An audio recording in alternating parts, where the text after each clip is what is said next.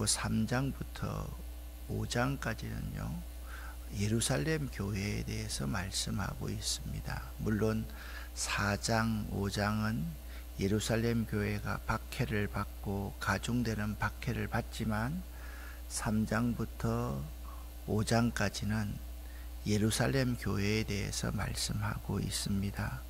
그리고 6장부터 오늘 12장까지는 박해를 통해서 교회가 성장되는 것을 말씀하고 있습니다. 그러니까 6장부터 12장까지는 있잖아요. 6장은 예루살렘 교회 내에 차별이 있어가지고 7집사를 선택합니다. 7장은요 스데반의 순교가 있습니다. 8장은요 빌립이 사마리아에 전도를 합니다. 9장은 사울의 회심 이야기가 나옵니다. 10장은요 환상 이야기가 나옵니다. 이방인 백부장의 환상과 바로 베드로가 환상을 본 이야기가 나옵니다. 11장은요 안디옥 교회 설립에 대해서 말씀하고 있습니다. 오늘 12장은 헤롯의 대박해가 나옵니다. 자, 그러면 정리를 해보면 크게 세 부분으로 나눌 수 있는데요. 1장, 2장은 성령의 강림으로 말미암은 교회의 시작을 말씀하고 있고요. 3장부터 5장까지는 예루살렘 교회에 대해서 말씀을 하고 있고요. 6장부터 12장까지는 교회는 박해를 통해서 성장한다. 근데 박해를 통해서 성장하는데 사람도 성장시키고 지도자도 세운다. 그게 6장부터 12장까지의 내용입니다. 이제 계속해서 여러분들이 제가 13장부터는 이제 1차 선교 여행, 13장, 14장은 1차 선교 여행이에요. 15장은 예루살렘 공의회고요. 그 다음에 16장부터 18장까지는 2차예요. 20장부터 21장부터요 쭉 하면 3차, 그러니까 16장부터 18장까지는 2차 선교 여행이고요. 18장부터 20장, 21장까지는 3차 선교 여행이고 21장부터 마지막 28장까지는 로마까지의 여행. 그런 이제 다 끝나고 있어요. 그러면 전체적으로 이렇게 나누어 보자면 1, 2장은 예루살렘 교회의 시작, 3장부터 5장은 예루살렘 교회, 6장부터 12장은 박해를 통한 교회의 성장, 그 다음에 13장부터 28장까지는 세계의 선교 과정을 쭉 말씀하고 있어요. 그러면 이런 걸 여러분들이 머릿속에 넣으셔야지 전체적인 내용이 잘 이해가 될 수가 있습니다. 이제 예를 들어서 창세기를 이렇게 여러분들이 보잖아요. 그러면 창세기를 그냥 1장부터 그냥 읽어가면 좋지 않습니다. 전체 내용을 넣어야 됩니다. 1장부터 11장까지는 원역사에 대해서 말씀하고 있어요. 원역사라는 것은 모든 것의 기원이 무엇이냐. 12장부터 23장까지는요 아브라함에 대해서 말하고 있어요. 24장부터 26장까지는 이삭에 대해서 말하고 있어요. 27장부터 36장까지는 야곱에 대해서 이야기하고 있어요. 37장부터 마지막 50장까지는요 요셉에 대해서 이야기하고 있어요. 자, 그러면 제가 여러분에게 사무엘상과 열왕기상과 역대상의 다른 점이 무엇인가 계속해서 강조했는데, 이런 전체적인 개념을 머릿속에 넣어두면 여러분들이 성경을 이해하는데 아주 도움이 돼요. 그럼 오늘 12장의 내용이 뭐냐 하면 박해를 통한 교회 성장의 비나 휘날레예요. 오늘 제가 잘못 밑에 제목을 바꿨네요. 헤롯의 대박해인데 제가 안디옥 교회에 대해서 이렇게 설명해서 죄송합니다. 헤롯의 대박해에 대해서 오늘 여러분과 함께 나누게 될 것입니다. 11장에는요 안디옥 교회에 대해서 말씀하고 있습니다. 근데 11장 초반절에는 어떤 내용이 기록되어 있는가 하면 10장에서 베드로가 고넬료의 집에 가서 설교를 할 때 성령이 이방인들에게도 임한 거예요.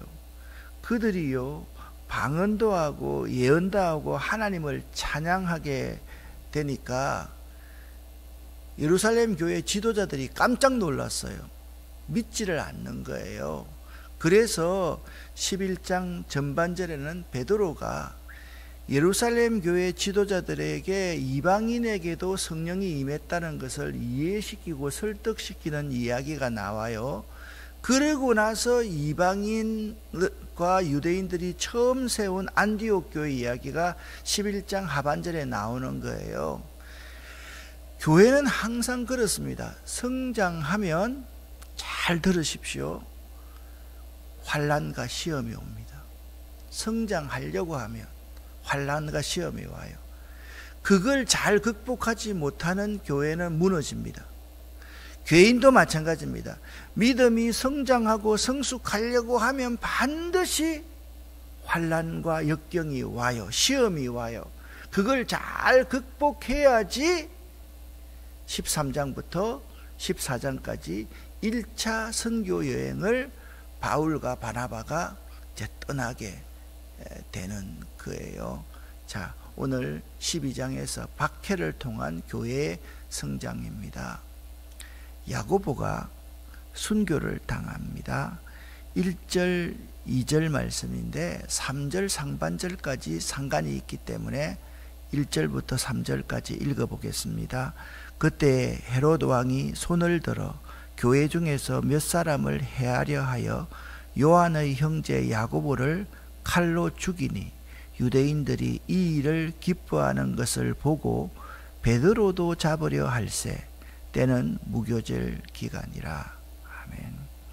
사도 중에 최초의 순교자는 야고보입니다. 평신도 중에 최초의 순교자는 스데반입니다. 이 야고보는 예수께서 사랑하시던 제자 요한의 형제입니다. 이들은요 매우 성격이 직선적이고 급한 사람이었습니다. 그래서 예수님께서 이 형제에게 우레의 아들이다, 천둥번개의 아들이다 라는 별명을 줄 정도로 성격이 매우 직선적인 그러한 사람이었습니다. 마가복음 10장 35절부터 45절에 의하면 두 형제는요 예수님께서 대권을 잡으면 오른쪽 왼쪽에 앉고 싶은 사람이었습니다. 특별히 이 요한과 야고보의 어머니가 예수님에게 예수님 대권 잡으시면요 우리 아이를 주님의 좌우편에 좀 앉혀주세요. 그러니까 다른 제자들이 그냥 막 브르르 일어납니다. 너만 최고냐? 서로 다투기 시작했다. 그런 내용이 나옵니다. 이때 예수님께서 이 야고보의 형제 요한과 야고보에게 이렇게 말씀합니다. 너희가 나의 마시려는 잔을 마실 수 있으며 나의 받는 세례를 받을 수 있느냐? 이게 이들에 대한 예언입니다. 이 말씀 속에는 이미 야고보의 순교가 암시되어 있었던 것입니다. 우리는 이 짧은 야고보의 순교의 기록에서 초대교인들의 신앙이 어땠는가를 알 수가 있습니다. 초대교회 신앙은요 그냥 대수롭지 않게 내 신앙생활 잘한다 이렇게 살았던 게 아닙니다. 몸은 죽여도 영혼을 능히 죽이지 못하는 자들을 두려워하지 말고 오직 몸과 영혼을 함께 능히 지옥에 던지실 수 있는 자를 두려워하라 라는 이 주님의 말씀을 실천하는 믿음이었음을 알 수가 있습니다. 자, 사람들이요 야고보가 죽자 여론이 있잖아요. 괜찮네, 베드로까지 죽여도 괜찮겠네 라는 생각을 바로 헤롯이 하게 되었던 것입니다. 3절부터 4절까지를 제가 읽어볼 테니까 귀로 눈으로 보시기를 바랍니다. 유대인들이 이 일을 기뻐하는 것을 보고 야고보를 칼로 목베어 죽인 것을 기뻐하는 것을 보고 베드로까지도 잡으려 할새, 때는 무교절 기간, 명절 기간이라서 사람들이 많이 오니까 여론을 피해야 되기 때문에, 여론이 나쁘게 돌아갈, 지금은 여론이 자기에게 좋아요. 그러니까 체포만 해놓고 나중에 사람들이 명절을 보내고 돌아가면 그때 죽여야 되겠다. 잡음에 옥에 가두어 군인 내식인 내패에 맡겨 지키고. 이거는 무슨 말인가 하면 인간의 힘으로는 도무지 베드로가 구원받을 수 없다. 베드로는 이제 죽은 목숨이다, 그 말입니다. 군인 내식인 내패에 맡겨, 한 사람을 4명이 내 패에 맡긴다는 것은 24시간을요 그냥 개미 새끼 하나도 못 오도록 지켰다, 그 말이거든요. 6월절 후에 백성 앞에 끌어내어 죽이려고 하니라, 그렇게 말씀하고 있습니다. 말씀드렸듯이 헤롯 왕은요, 야고보를 죽인 사건을 유대인들이 기뻐하자, 여론이 우리 편이구나, 이번에는 초대교회의 최고 지도자인 베드로까지 죽일 계획을 세우고자 우선 그를 체포합니다. 그런데 그때가 무교절이었기 때문에 베드로를 옥에 가두고 절기가 끝날 즈음에 조용히 유대인들의 지지를 얻어서만 처형하고자 했습니다. 베드로는 이제 죽은 목숨이나 마찬가지였습니다. 베드로의 사형은요 그냥 약 일주일 정도였던 것입니다. 일주일 후에는 베드로는 죽을 수밖에 없었습니다. 그런데 하나님께서 베드로를 구원하십니다. 5절부터 10절까지 같이 한번 읽어보겠습니다. 이에 베드로는 옥에 갇혔고 교회는 그를 위하여 간절히 하나님께 기도하더라. 헤롯이 잡아내려고 하는 그 전날 밤에 베드로가 두 군인 틈에서 두 쇠사슬에 매여 누워 자는데 파수꾼들이 문 밖에서 옥을 지키더니 호련히 주의 사자가 나타나매 옥중에 광채가 빛나며 또 베드로의 옆구리를 쳐 깨워 이르되 급히 일어나라 하니 쇠사슬이 그 손에서 벗어지더라. 천사가 이르되 띠를 띠고 신을 신으라 하거늘 베드로가 그대로 하니 천사가 또 이르되 겉옷을 입고 따라오라 한데 베드로가 나와서 따라갈새 천사가 하는 것이 생시인 줄 알지 못하고 환상을 보는가 하니라. 이에 첫째와 둘째 파수를 지나 시내로 통한 세문에 이르니 문이 저절로 열리는지라. 나와서 한 거리를 지나매 천사가 곧 떠나더라. 아멘. 5절 말씀입니다. 베드로가 옥에 갇히자 초대교회는 위기를 느끼고 교인들이 모여서 그를 위해서 간절히 기도하더라, 그렇게 말씀하고 있습니다. 베드로는요 감옥에 갇혔다가 주의 사자가 밤에 옥문을 열어준 일이 이게 처음이 아닙니다. 5장에도 바로 그 내용이 나옵니다.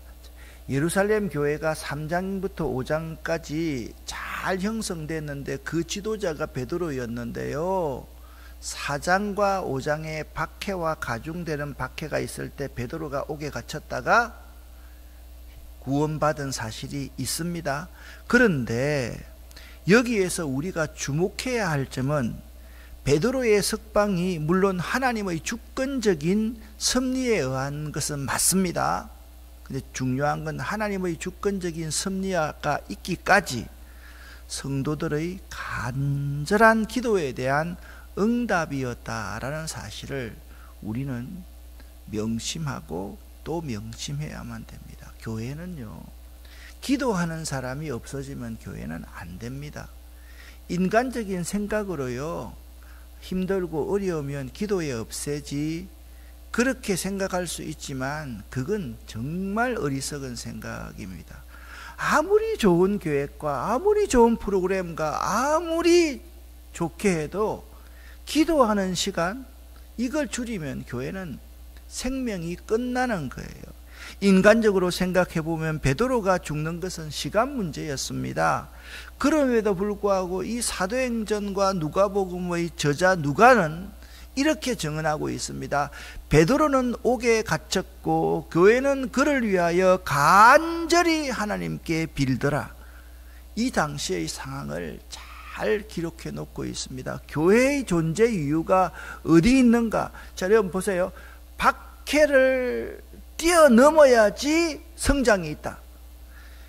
환난과 역경을 뛰어넘어야지 영적으로 성숙한다. 여기에 딱 중간에 뭐가 있는가 하면 간절히 교회가 기도하고 간절히 개인이 기도하지 않으면 안 된다.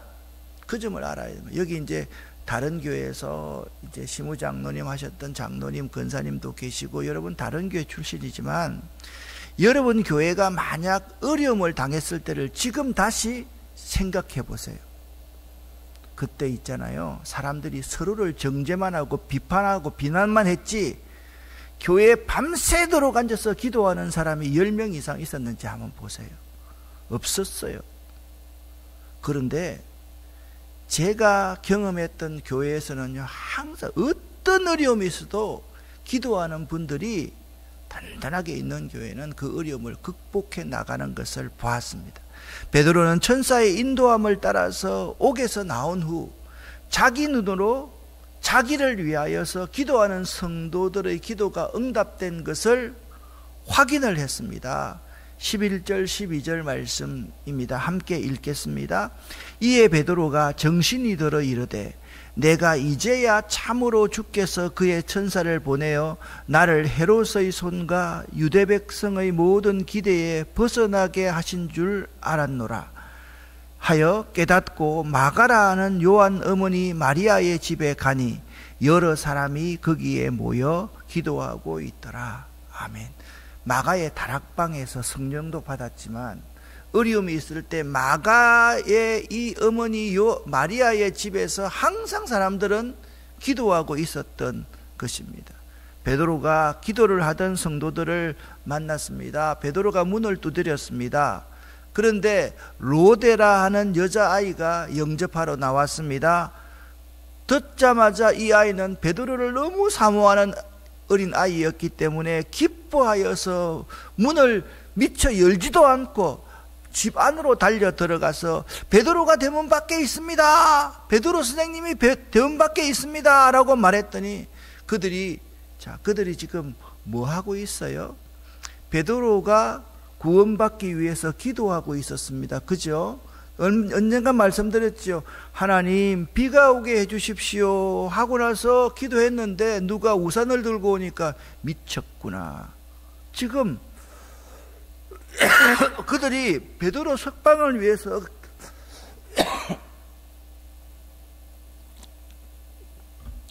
베드로 석방을 위해서 기도하고 있었지만 네가 미쳤구나. 그런데 여자아이는 힘써 말하는데 참말입니다. 진짜입니다. 베드로 사도가 왔습니다. 그래서 베드로가 계속 문을 두드리는 거예요. 밖에서. 그들이 보니까 다 기절할 뻔했습니다. 그래서 여러분 보십시오. 16절에 보니까 베드로를 보고 놀라는지라 기절할 뻔했습니다. 17절에 베드로가 손짓하여 여러분 좀 조용히 하십시오. 그러면 자기가 이렇게 자기도 주의 사자에 의해서 거리로 딱 나가서 천사가 없어질 때까지는 그 꿈인 줄 알았다는 거예요. 그 정도의 사건이 일어났던 것입니다. 베드로는 추록 후에 마가 요한의 어머니 마리아의 집 마가의 다락방에서 기도하는 성도들에게 다가와서 대문을 두드렸습니다. 로데라는 계집아이가 베드로가 대문 밖에 있다 해도 말합니다. 예? 여러분 여기서 두 가지가 있습니다.